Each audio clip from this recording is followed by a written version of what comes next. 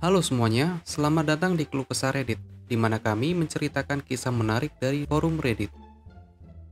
Pada episode kali ini, kami akan menceritakan beberapa kisah menarik dengan tema I Don't Work Here Lady. Berikut kisahnya. Cerita pertama, pengambilan pancake. Aku punya cerita yang benar-benar lucu hari ini. Mengambil pesanan berliner di cabang toko internasional yang terkenal dengan pancake. Menunggu karyawan untuk mempersiapkannya. Karyawan memberitahuku bahwa itu akan selesai beberapa menit. Mereka ingin memastikan pancake fresh sebelum diterima pelanggan. Dia berjalan pergi untuk melayani pesanan meja. Karena ini adalah Sabtu malam yang lambat, jadi tidak ada banyak staf saat ini. Aku berdiri di sebelah area pengambilan, membaca postingan sosmed. Seorang wanita dan ketiga anaknya berjalan ke arahku. Wanita, "Hai, aku ingin meja untuk 4 orang." Aku, "Maaf Bu, aku tidak bekerja di sini, hanya mengambil pesanan dalam perjalanan pulang." Dia menatapku, lalu menyadari bahwa aku mengenakan hoodie abu-abu, legging, dan memiliki rambut beraneka warna, tapi tidak ada celemek biru atau label nama. "Wanita, maaf, ini hari yang panjang." Aku, "Dapat dimengerti." Karyawan pergi untuk mengambil pesanan. Dia akan kembali dalam 1 atau 2 menit, dan kemungkinan akan mengantar ibu. Membuat beberapa obrolan ringan, salah satu anaknya memiliki hoodie berlapis bulu besar yang aku cari untuk kuberikan pada sahabatku untuk Natal, dan aku ingin tahu apakah itu sehangat yang dikatakan iklan. Kemudian karyawan datang untuk mencarikan tempat duduk mereka. Tidak ada yang terlalu gila, tetapi agak normal bagiku untuk disalahartikan sebagai karyawan pada saat ini. Cerita kedua, aku tidak bekerja di sana, tetapi ditawari pekerjaan berdasarkan interaksi pelanggan. Untuk alasan yang aku tidak mengerti, di seluruh hidupku, orang asing random selalu mendekatiku meminta bantuan.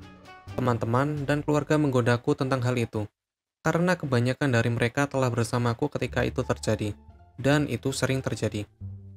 Anak-anak hilang yang tidak dapat menemukan orang tua mereka berjalan ke arahku, orang-orang membutuhkan petunjuk langsung menuju ke aku, dan lain-lain. Kisah khusus ini terjadi 20 lebih tahun yang lalu. Aku adalah seorang pembersih selokan dan pengrajin, dan akan sering pergi ke cabang toko kain besar untuk mengisi ulang stok. Suatu kali aku mengajukan pertanyaan kepada anggota staf tentang perbedaan antara dua produk serupa dan diberitahu, "Aku tidak tahu, aku tidak menjahit." Dan ini tampaknya menjadi norma bagi orang-orang yang bekerja di sana. Suatu kali saat berbelanja di sana, aku mencari warna benang bordir tertentu, dan menemukan bahwa sebagian besar benang di kotak berwarna itu sebenarnya adalah warna lain. Jadi karena aku sedikit kompulsif dan omong kosong sepertinya menggangguku, aku meletakkan keranjang di lantai dan mengembalikan benang ke kotaknya masing-masing. Saat aku sedang menyelesaikannya, seorang wanita mendekatiku dan bertanya apakah aku bisa membantunya menemukan interfacing yang tepat untuk proyeknya. Aku hanya menjawab, "Aku tidak bekerja di sini," tetapi mengatakan kepadanya bahwa aku akan dengan senang hati membantunya jika dia memberi aku waktu sebentar untuk mengambil benang. Aku mengambil keranjangku dari lantai dan berjalan ke bagian penghubung dengannya. Saat aku membantunya, aku menyadari bahwa kain yang dia pilih untuk proyek tersebut tidak akan bekerja dengan baik, dan aku mengatakan kepadanya bahwa dia mungkin akan bahagia dengan kain yang lebih berat. Jadi aku membantunya memilih kain yang lebih cocok, interfacing, benang, dan gagasan lain yang dia butuhkan. Ketika aku mengiriminya untuk memotong kain, pelanggan lain meminta pendapatku tentang proyeknya, mengetahui bahwa aku hanyalah pelanggan lain, dan aku membantunya mencari tahu apa yang dia butuhkan. Ketika aku selesai, manajer toko yang kukenal sejak aku sering berbelanja di sana, mendatangiku dan memperkenalkan dirinya, dan kemudian menawari aku pekerjaan sebagai asisten manajer.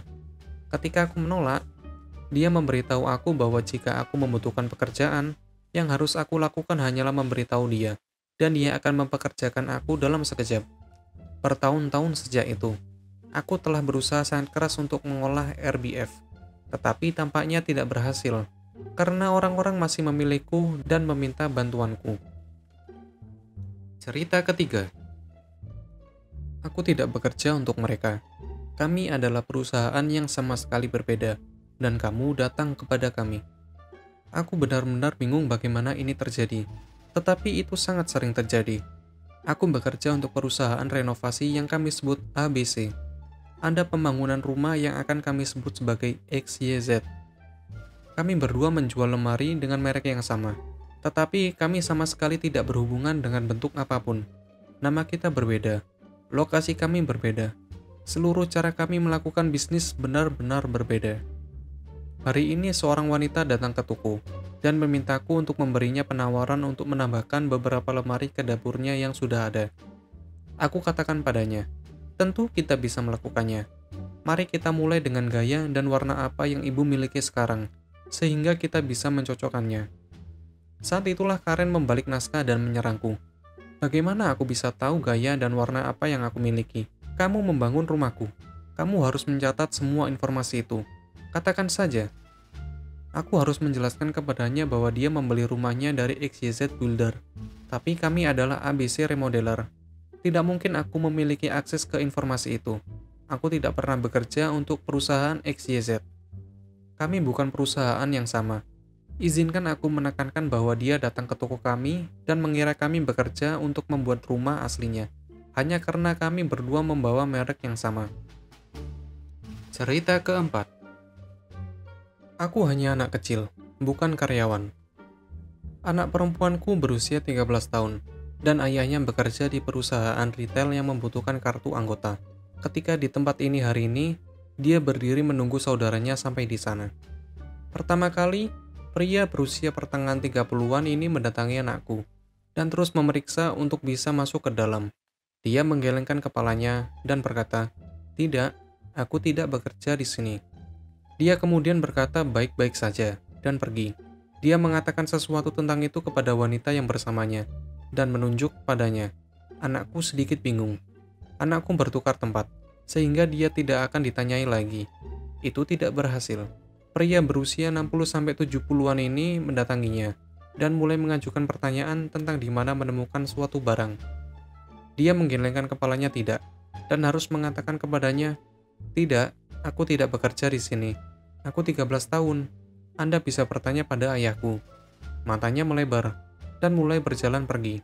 Itu sedikit lucu, tetapi dia juga sedikit takut dan bingung, mengingat dia tidak berpikir dia terlihat jauh lebih tua dari setidaknya 15 tahun. Begitulah kisah-kisahnya. Apabila terkesan, kalian bisa sampaikan di kolom komentar. Jangan lupa share, like, dan subscribe untuk membantu channel ini. Dah.